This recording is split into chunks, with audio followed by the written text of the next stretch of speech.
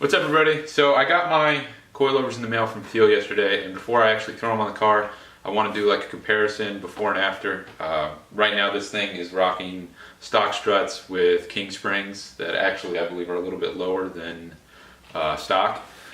So it's definitely not at all optimal for any sort of off-roading aspect. So want to show a comparison. It's not going to be at all like a good comparison because of the fact that I think one or two of these struts are blown and it handles like crap anyway because it's not meant for it. And I kind of want to go into why I chose this coilover setup over other more common types of coilovers, because there really isn't that much information about the Feal 451s out there on the internet because they're relatively new. I think they started being manufactured in like January of last year. Before that, they had the 461s for a few years, and I heard a lot of good things about those. Really strong.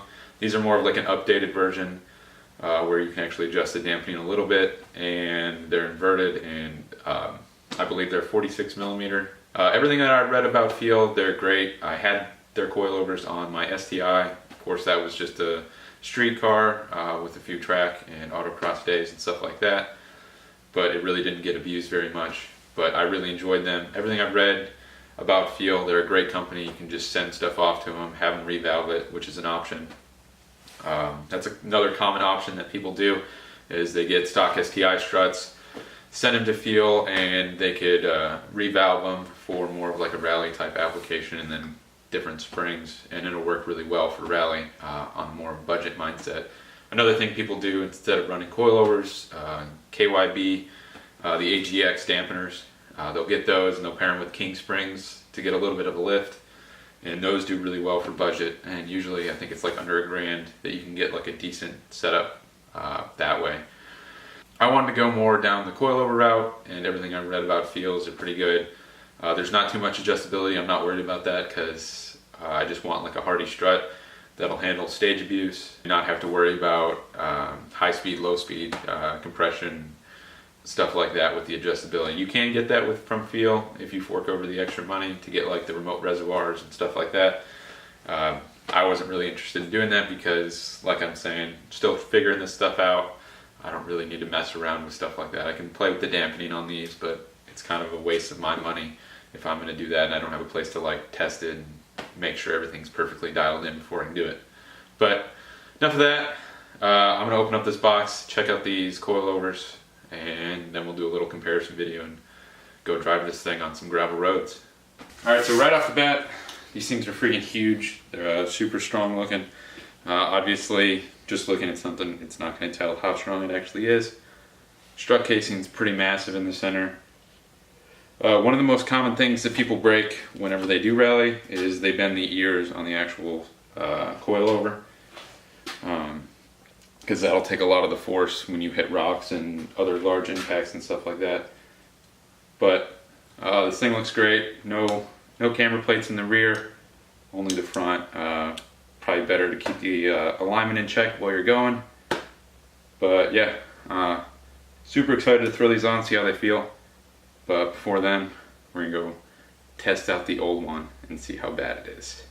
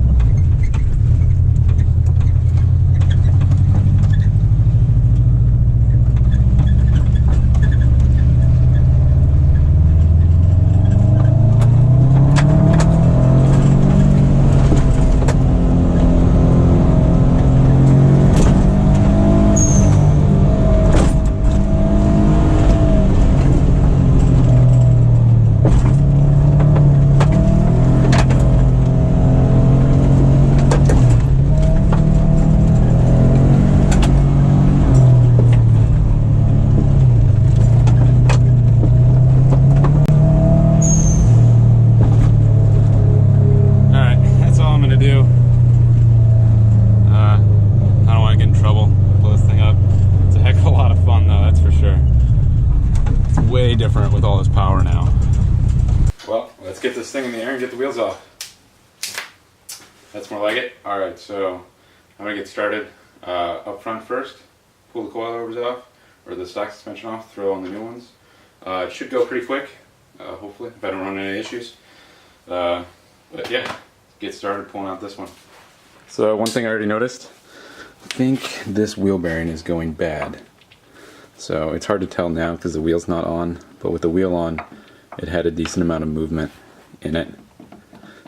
That movement, which it shouldn't have, compared to the other side. Absolutely nothing. So this one's a good one. So those are the old JDM hubs that did come with the swap and everything with it. So, I mean, the wheel bearings could be bad. They don't have very many miles on it, but it makes sense still because they did sit. But I have brand new wheel bearings. I don't want to put them in yet because it's a pain to press them in. Probably have to do it sooner than I thought because that one does sound like it's going bad. But I do have another set of hubs, so that's a good thing. So I'll be able to do it all and then press it all in and then put it in the car. But for now, just going to do this because I don't have much time to get it done today. And I don't want to get in the whole wheel bearing thing right now.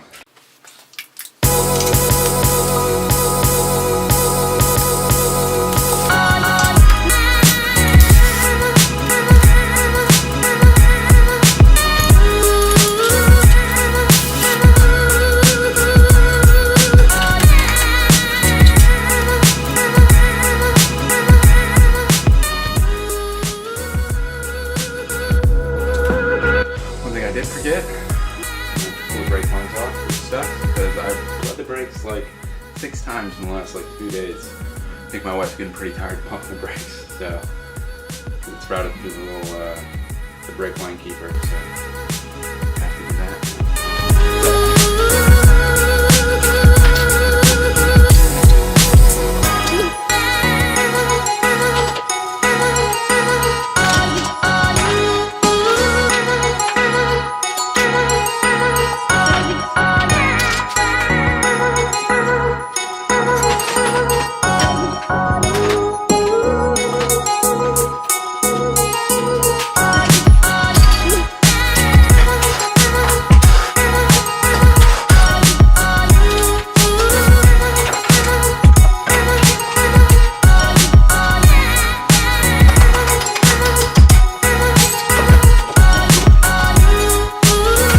New versus old. I actually had no idea that these are KYB AGXs, surprisingly. I saw the sticker on here. These were on here when I bought the car with the King springs, so I guess that's why it handled decently well, better than OEM. But yeah, still a big difference in these things. Look at how much more there is to the actual collars on these things. But yeah, these held up really well. I'll probably keep them still, clean them up, and maybe keep them as spares in case I have one, since I don't have any money for an extra set of these. But these should be nice going in. Came with a camber lock, so you just have to do the top mount, and you don't have to worry about the bolt, because that's like one of the most common things going out, easily hitting a rock, and it just moves your bolt a little bit. But I'm going to throw these in and see where it gets us.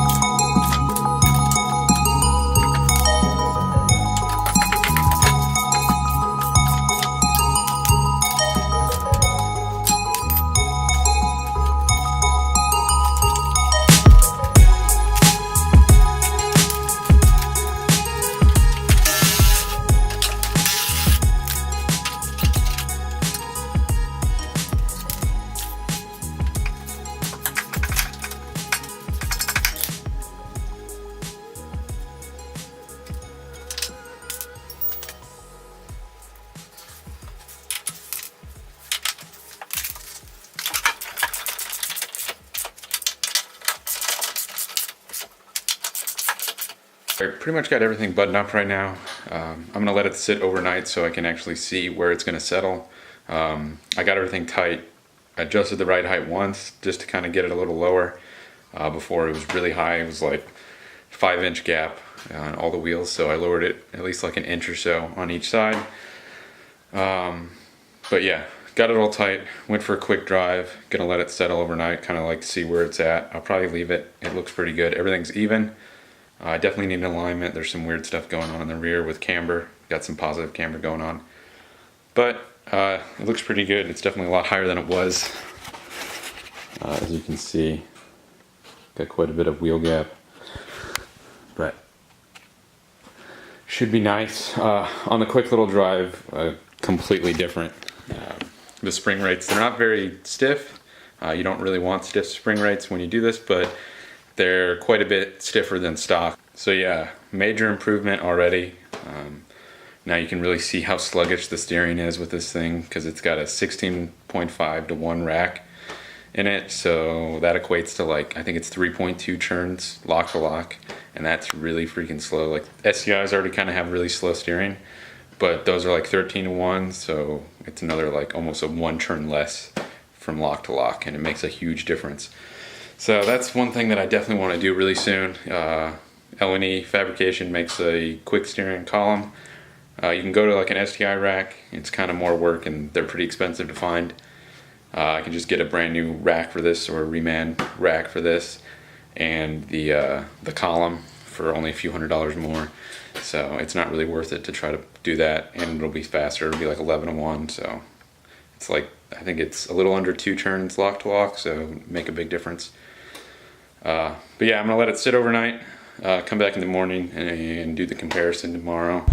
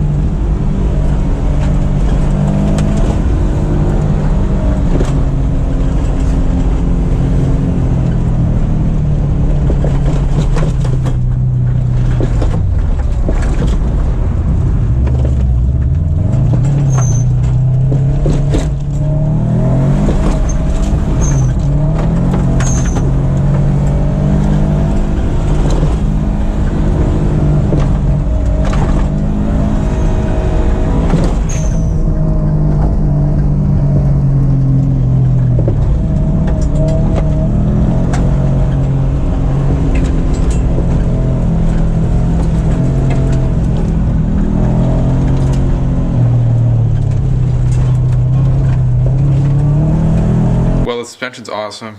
Definitely major improvement over stock, just like I thought it'd be. I can't wait to actually test it out fully. It'll be at a rallycross. It'll be a while. I'm going to be pretty busy with work, and I won't be able to go to a rallycross for a while, and not going to be able to mess with the car for a while too. But I'm glad I got this on. I need to do an alignment before then, and it'll probably handle way better too. But definitely huge improvement over stock. Hopefully there'll just only be great things to say about Feal from here on out, but we'll see when the abuse actually starts happening and I can start going to more events. That's all I got for now. It'll be a while until I can actually get another video out and anything done to the car. Like I said, I'm pretty busy, but yeah, I'll definitely have a lot of progress out there once I actually get some more time and I can work on the car, and then actually start getting it ready for stages this next year. Only going to be rallycrossing, like I said in the first video, and then hopefully next winter I will cage it and get it actually ready for stage rally. Hopefully in March of 2019 will be the first stage rally, but we'll see.